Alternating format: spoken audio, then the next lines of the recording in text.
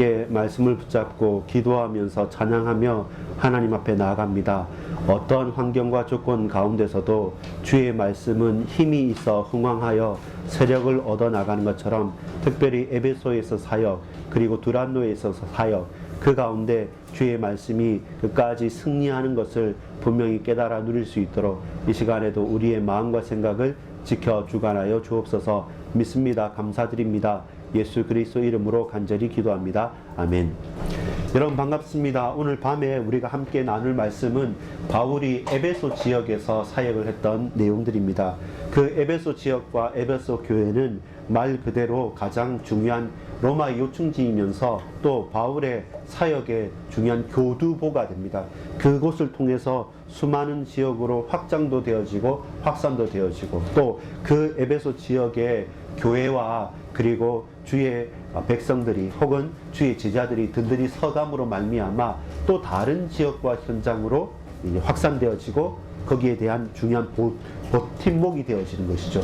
그래서 오늘 에베소에서의 사역, 그리고 회당에서의 석 달 동안의 사역, 그리고 거기에서 다시 따로 모였던 두란노 서원이라는 두란노 서원에서의 2년간의 사역을 통해서 소아시아 지역의 모든 사람, 거의 모든 대다수의 사람들이 예수님이 어떤 분이신가를 그들이 받아들였던 받아들이지 않았던 다 듣게 되어지는 복음의 놀라운 진보와 역사가 있었다는 것이죠. 그만큼 배척할 수도 있고 싫어할 수도 있지만 하나님의 말씀은 각 현장과 지역과 그리고 그 사람들과 사건들을 통해서 계속적으로 확산되어지고 흩어졌다는 겁니다. 그러면서 그 말씀이 증거되어지니까 반응이 일어나는 거죠.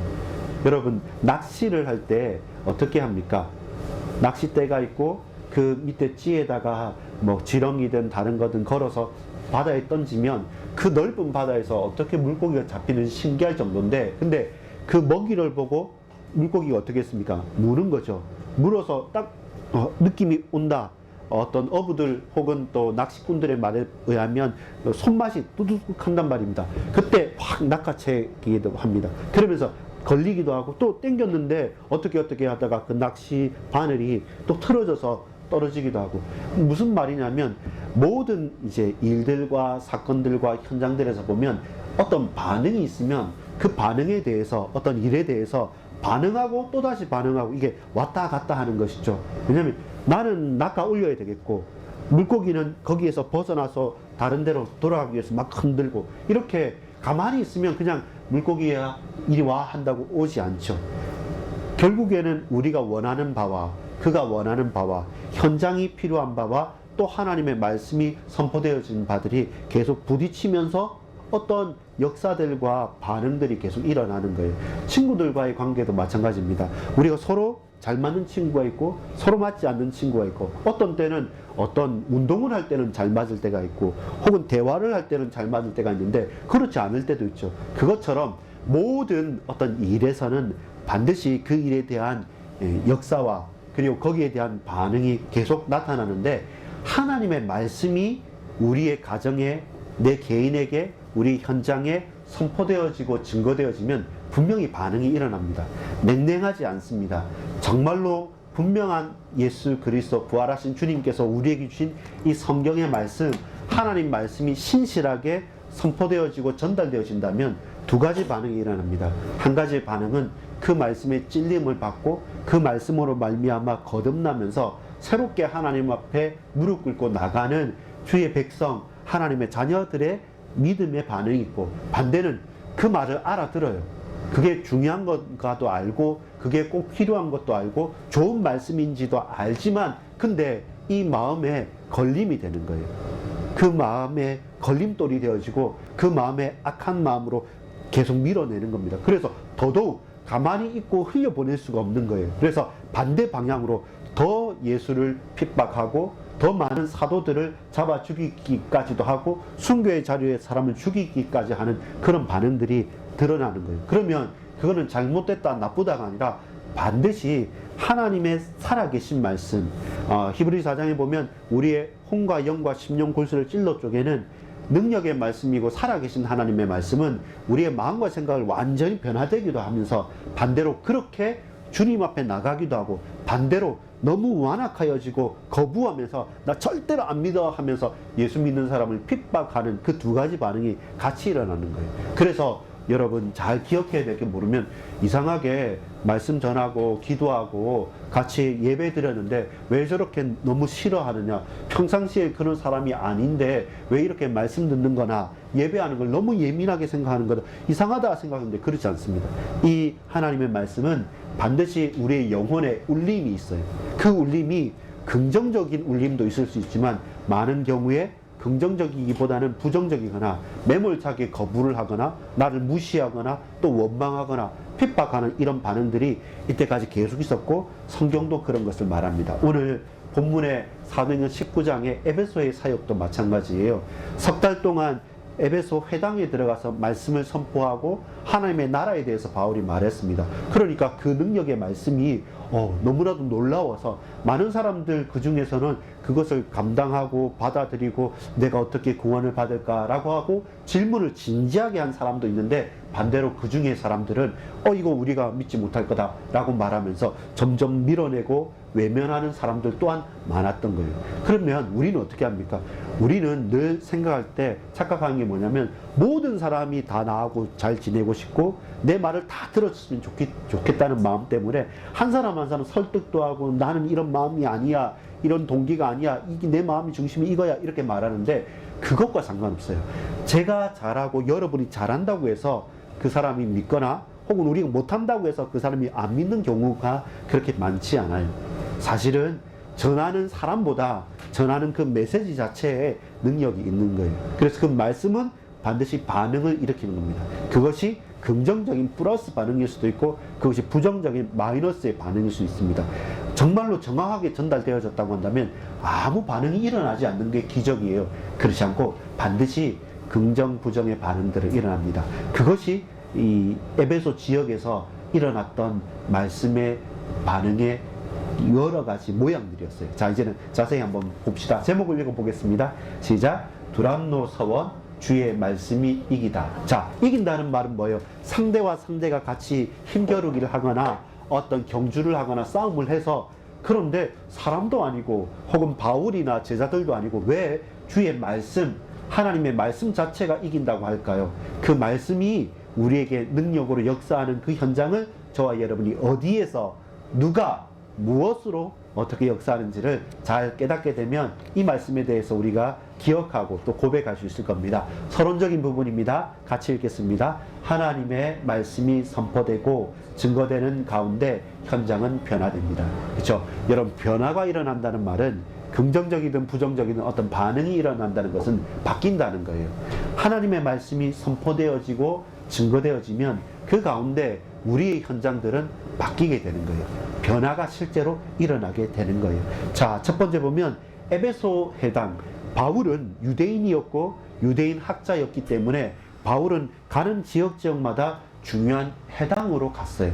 왜냐하면 이스라엘에게 있어서 회당이라는 중심으로 그들의 생활이 교육과 그리고 여러 가지 사회생활과 그리고 그들이 함께 있는 문화라는 것이 다 한꺼번에 모인 것이 회당이란 말입니다. 지금 같으면 꼭 같지는 않겠지만 학교 내지는 뭐 문화센터나 혹은 주민센터 같이 많은 사람들이 공식적이든 비공식적이든 모여서 교류를 하는 곳이 회당이었단 말이에요. 시나고그라는 회당이랍니다. 그 회당 중심으로 유대인들의 이 커뮤니티, 사회가 형성이 되는 거예요. 그러니까 바울은 가는 지역적마다 회당에 들어가서 본인이 자신이 가졌던 지식과 자기가 가졌던 말씀에 대한 이해를 가지고, 내가 이전에는 그리스도 예수를 몰랐을 때는 그냥 나는 막연하게 생활했지만 부활하신 주님을 만나고서는 우리 이 성경에 말하는 그 메시아가 바로 예수님입니다 라고, 그분이 부활하셨습니다, 그분이 성령으로 우리와 함께 계십니다라는 그 사실에 대해서 담대하게 선포할 때 그 회당에서 어떤 일부의 사람들은 적극적으로 받아들이고 거듭나기도 하고, 내가 어떻게 구원을 받을 수 있습니까? 라고 물어보고 진지한 질문으로 그들은 바뀌기도 하고, 반대는 놀라운 말이기도 하고 대단한 능력이 나타나는 것도 맞고, 왜냐하면 바울이 이렇게 말만 한 것이 아니라 예수님이 사역한 것처럼 바울이 말씀을 전하고 기도를 하고 바울의 손수건을 가지고 사람들에게 얹으면 그 사람이 낫기도 했단 말입니다. 그렇게 증거와 치유의 역사가 나타나니까 사람들이 무시할 수는 없었어요. 무시할 수는 없었는데 근데 비방하는 자들도 같이 일어나는 거죠. 어떻게 해요? 하나님의 나라에 대해서 가르치는데 변화와 핍박이 한꺼번에 오는 것이죠. 그때 우리는 실수하면 안 됩니다. 이상하다. 왜 다 안 좋아하지? 왜 다 하나님의 역사가 일어나지 않지? 왜 변화도 있고 축복도 있는데 이런 어려운 것이 같이 오지? 근데 하나님 말씀은 항상 같이 온다고 말씀을 하고 있습니다. 두란노 서원으로 이제는 옮기는 거예요. 그때 맞서 싸우거나 모든 사람의 마음을 다 얻기 위해서 막 어떻게 설득하는 것이 아니라 하나님 말씀을 신실하게 선포하고 나서 그 중에 우리는 안 되는 것에 집중하는 것보다는 그 중에 하나님께서 예비하신 사람들이 뭐라고 하냐면 회당에서 만약에 안 좋다고 한다면 우리 두란노라는 학원 서원이 있습니다. 그 서원에 우리끼리 믿는 사람끼리 정말로 진지하게 알고 싶은 사람끼리 같이 모입시다 라고 해서 두란노 서원으로 장소를 옮겼어요. 마찬가지예요. 우리가 어떤 일을 하거나 사역을 할 때 그것을 끝까지 남아서 모두에게 만족을 얻으려고 하는 것은 우리의 욕심이에요. 순간순간 기도하고 인도받으면서 하나님께서 열어주시는 그 문으로 그 현장으로 향해서 또 인도받아가고 또 기도하면서 인도받아가는 가운데 이제는 바울이 두란노 서원에서 정착을 하게 된 거예요. 우리의 인생도 마찬가지예요. 저와 여러분이 고민하고 질문하고 하나님의 뜻을 간구하는 가운데 처음에는 막연해 보이고 희미하게 보였던 것이 점점점 말씀 속에서 확인해 갈 때 하나님께서 나에게 이런 말씀을 이런 방향으로 인도하는구나 라고 하는 분명한 이유 있는 현장을 발견하게 돼요. 그렇게 두란노 서원으로 옮겨서 핵심이 뭡니까? 집중해가지고요. 날마다 그리스도에 대하여 강론하고 권면한 겁니다. 핵심이요. 하나님의 나라의 핵심 중에 핵심인 그리스도, 부활하신 예수님에 대해서 이야기를 하는 거예요. 그리고 증명하는 거예요. 그리고 그 부활하신 주님께서 어떤 일을 하셨는지 펼쳐 보이는 거예요. 그러면서 너희도 나처럼 이렇게 함께 그리스도의 제자로 살아가자라고 권면을 하게 되는 거예요. 그걸 얼마만큼이요? 2년 동안 한 거예요. 그렇게 하나님의 말씀, 그리스도가 전달합니다. 누가? 전달자가 바울과 바울의 친구들과 팀들이. 그러니까 현장에는 반드시 핍박과 그리고 구원과 응답이란 역사가 동시에 일어나게 됐던 겁니다. 자, 본론입니다. 본론 제목을 읽어봅시다. 주의 말씀은 시작. 주의 말씀은 언제 어디서나 무엇이든지 항상 승리합니다. 네, 주님의 말씀인 이 성경, 주의 말씀인 이 언약의 말씀은 언제나 어디서나 항상 승리하게 됩니다. 사람이 승리하지 않고 말씀이 승리한다고 합니다. 왜 그렇습니까? 1번 보면 말씀과 기적으로 행한 바울의 에베소 사역 19장 8절부터 12절까지 보면 에베소 회당에서 제일 많이 한 것이 무엇입니까? 하나님의 나라에 관해서 말했습니다. 왜냐하면 사람들이 이 땅의 나라에 대해서는 관심을 많이 가져요. 또 지금도 마찬가지예요. 어떻게 하면 우리가 성공할까? 어떻게 하면 돈을 많이 벌까? 어떻게 하면 내가 원하는 것을 잘 얻을까라고 유튜버들이나 또 많은 사람들이 가르치기도 하고 그렇게 증거를 베풀기도 합니다. 그때 바울은 이 땅에서의 나라가 아니라 하나님의 나라가 이 땅에 임하는 것을 말합니다. 그리고 거기에 대해서 세심하게 증거하고 강론합니다. 이게 누가 한 겁니까? 40일 동안 예수님께서 부활하신 주님께서 감람산에서 제자들과 많은 사람들을 부르시면서 40일 동안 승천하시기 전에 하나님의 나라에 대해서 말씀한 것처럼 바울도 우리가 배우고 듣고 본 바에 대해서 말하는 거예요. 베드로도 마찬가지고 바울도 마찬가지고 저와 여러분도 마찬가지예요. 우리도 내가 하고 싶은 말이나 내가 좋아하는 말을 하는 것이 아니라 우리가 하나님 말씀을 통해서 듣고 보고 본 바 체험한 그 신앙의 고백을 하나님의 나라에 대해서 그리스도에 대해서 증거하는 겁니다. 그런데 반응이 어떻습니까? 순종치 않아서 비방하는 자들이 생기게 되죠. 그때 제자들을 어떻게 해요? 따로 세우게 되는 겁니다. 항상 우리는 모든 사람의 마음을 다 얻고 싶고 모든 사람에게 다 긍정적인 사람이 되기 위한 그런 욕망 내지는 그런 욕심이 있는데 그건 내려놓아야 돼요. 왜냐하면 내가 하는 것이 아니라 우리는 전달자예요. 나보다 내가 증거하는 그 생명의 말씀이 귀하기 때문에 그 말씀만 증거되어진다면 반응은 제각각이에요. 그 제각각의 반응 속에서 정말로 그리스도의 제자가 따로 보여지면 그들로 말미암아 하나님께서 역사하실 수 있도록 우리의 방향과 시선을 옮겨가는 거예요. 어디로 옮겨갑니까? 두란노 서원으로 옮겨가는 거예요. 그리스도께 반응하고 그리스도의 그 말씀을 내 마음속에 딱 모셔드리는 그 제자들이 따로 두란노 서원에서 모였으니까 이제 더 본격적으로 날마다 말하는 거예요. 여러분, 재미없는 말을, 혹은 너무나도 따분한 영화를, 혹은 우리가 하기 싫은 일들을, 하기 싫은 것을, 뭐 학원을 다닌다 합시다. 피아노가 재밌고 그림 그리기 좋으면 시간 가는지 모르고 가고 싶겠죠. 근데 여러분, 하기 싫은 것을 매일마다 지속적으로 계속하는 것은 그건 고역입니다. 고역이죠. 그런데 바울은 따로 세운 제자들은 어땠습니까? 그 두란노 서원에서 그리스도에 대해서 강론하고 권면하는 것을 기쁘게 받았던 거예요. 여러분, 매일마다 여러분에게 지속이 되는 것, 우리가 계속 또 알고 싶고 또 알고 싶은 그것이 무엇입니까? 여러분, 뭐 만화 보는 거 재밌고 유튜브 하는 거 재밌지 않습니까? 그것 이상으로 우리에게 예수 그리스도의 말씀과 그리고 그 부활의 능력을 동참하고 십자가를 묵상하는 것이 우리에게 기쁨이 되어진다면, 동일하게 바울에게 그 두란노 서원에게 있었던 일들이 우리 현장에도 드러날 수 있고 우리도 그 응답 속으로 가는 거죠. 자, 그 결과가 어떻게 됩니까? 미약해 보입니다. 불신자들이 많고 핍박하는 자들이 많기 때문에 안 된다고 생각하는데, 결국 그 2년 동안 지속함으로 말미암아 아시아에 사는 자는 어떻게 다 주의 말씀을 믿는 게 아니라 어떻게 듣더라 합니다. 다 믿을 수는 없어요. 그러나 다 들을 수는 있습니다. 그게 누구에게? 우리에게 맡겨진 사명이에요.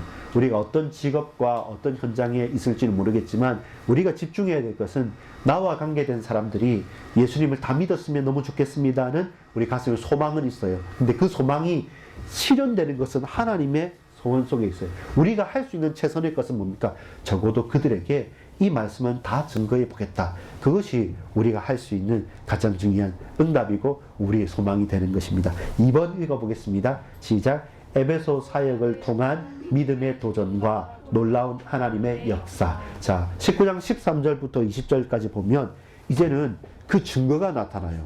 단순하게 에베소에서 두란노 서원에서 하나님께서 역사하셔서 제자들을 따로 세웠고 그 제자들이 기쁨으로 말씀을 받았다라고 끝나는 것이 아니라 그 결과로 드러난 일들이 뭐냐는 겁니다. 첫 번째입니다. 어떤 겁니까? 마술하던 어떤 유대인들이 경솔한 사역을 해요. 이 사람들이 생각하는 건 뭡니까?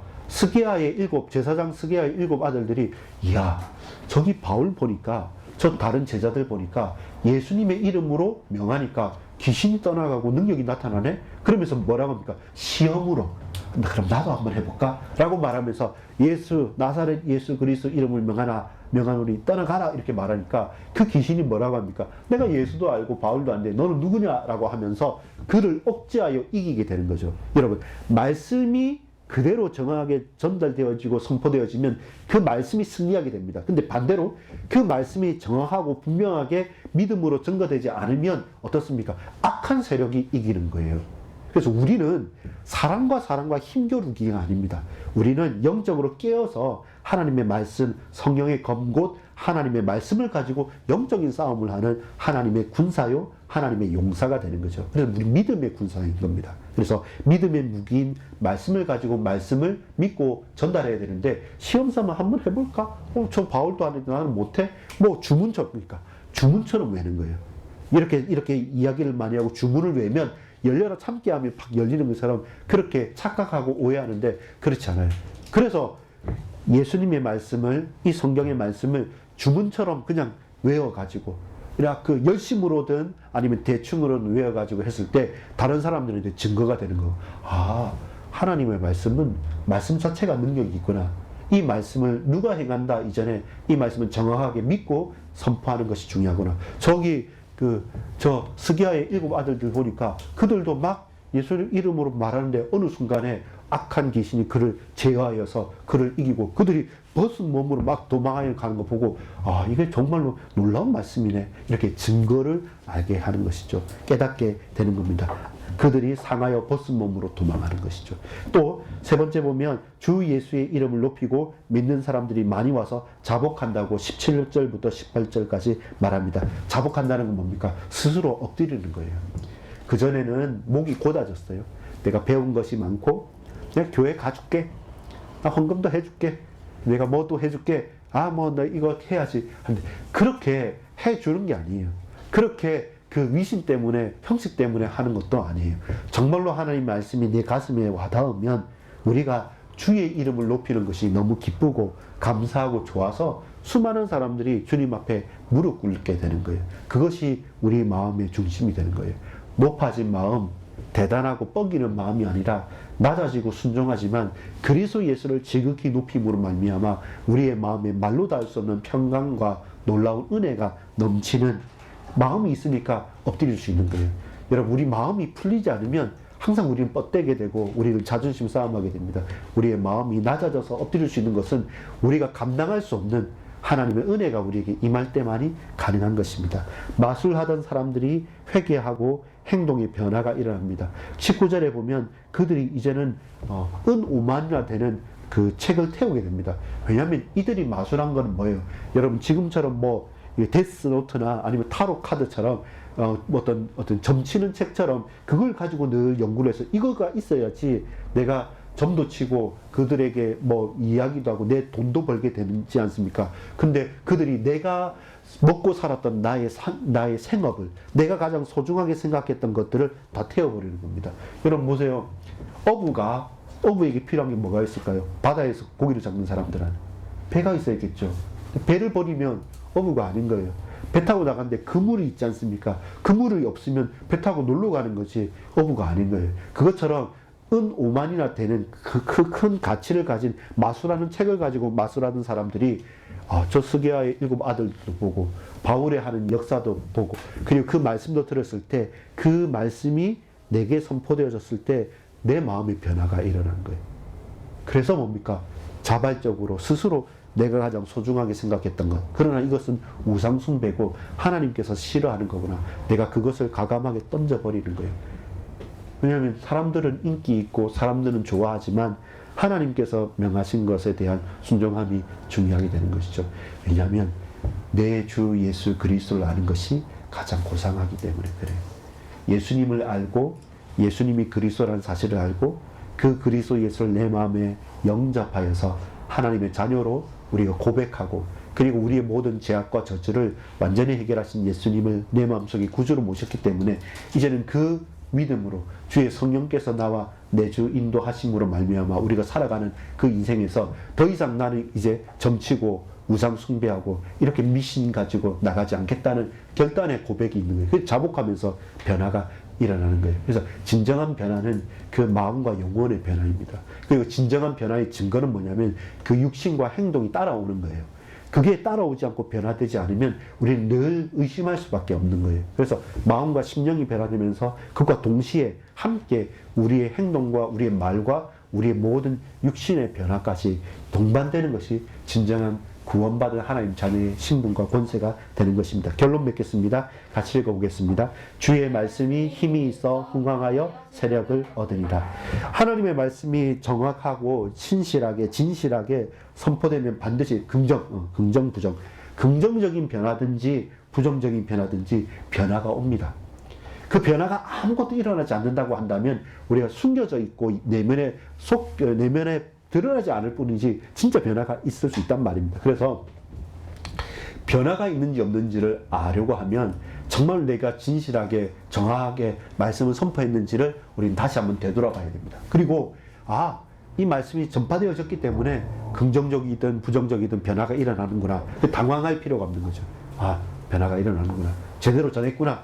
근데 어떤 경우에는 긍정적인 것보다 부정적인 게 훨씬 많을 때가 있어요. 그때 어떻습니까? 하나님의 말씀에 반응하여 사모하는 제자들 중심으로 하나님의 나라와 그리스도에 대한 말씀 운동을 지속하는 것이 곧 현장 변화의 확실한 방법이 되는 거죠. 그게 확실한 방법이에요.